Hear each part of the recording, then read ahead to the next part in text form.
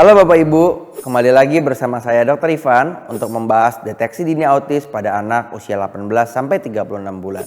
Indikator yang ingin dibahas kali ini adalah apakah anak Anda melihat mata Anda lebih dari 1 atau 2 detik. Indikator ini berkaitan dengan kurangnya melakukan kontak mata yang merupakan gejala umum pada anak dengan gangguan spektrum autis. Seperti yang kita ketahui bahwa kontak mata adalah salah satu bentuk komunikasi dan interaksi sosial secara nonverbal. Ketika anak bisa melakukan kontak mata, maka itu menandakan bahwa otak, kemampuan sosial, dan emosional anak berkembang secara baik. Umumnya ketika penglihatan sudah lebih jelas, bayi akan secara alami bisa melakukan kontak mata dengan orang tuanya bahkan sambil tersenyum atau tertawa. Namun hal ini sulit dilakukan pada anak dengan gangguan spektrum autis. Kenapa? Karena adanya struktur dan fungsi area otak yang terganggu sehingga memengaruhi perkembangan fungsi sosialnya termasuk untuk melakukan kontak mata. Pada anak dengan gangguan spektrum autis, kontak mata cenderung dihindari bukan karena mereka tidak menaruh perhatian. Namun anak merasa kesulitan karena tidak menemukan adanya isyarat sosial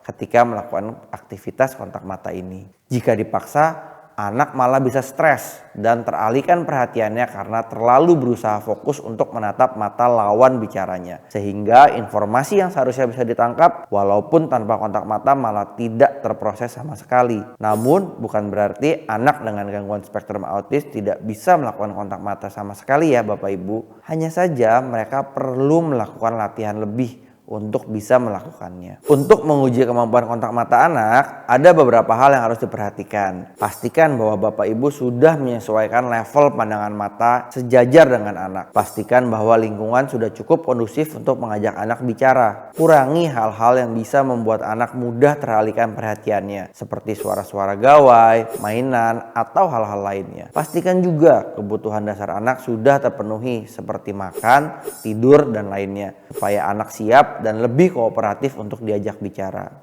Kalau Bapak Ibu sudah bisa mulai mencoba anak untuk berinteraksi, kita coba mulai dari anak yang kita panggil, kita goda, hingga kita colek. Kalau anak tetap tidak merespon atau tidak melakukan kontak mata, Bapak Ibu bisa mulai ajak anak bicara. Perhatikan apakah ketika diajak bicara, anak terlihat memandang mata Bapak Ibu atau tidak.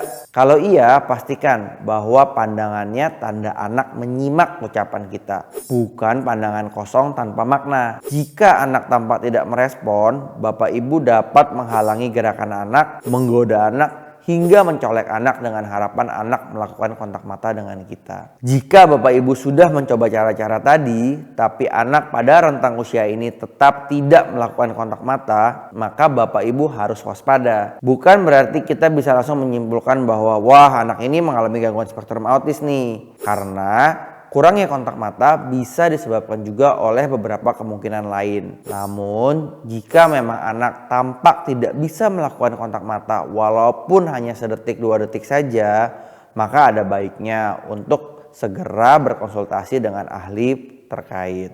Kenapa?